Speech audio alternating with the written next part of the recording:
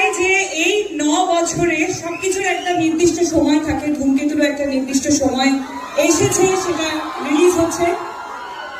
R specially about me and দেব, আমরা দুজনে কখনোই এফর্ট দিইনি আমাদের জুটিটাকে বাঁচিয়ে রাখার, কিন্তু আমাদের জুটিটা বেঁচে থেকেছে তোমাদের ভালোবাসায়, তোমাদের অনুভূতিতে।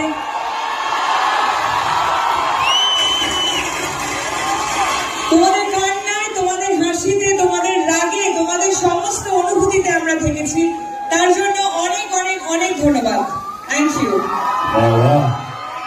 এটার পর একটা কথা বলতেই হয়, আমরা আমাদের জন্মের আগে থেকে দেখেছি, আমার মা বাবার কাছে শুনেছি, আমরা সবাই উত্তম কুমার এবং সুচিত্রা সেনের জুটি নিয়ে কথা বলতাম।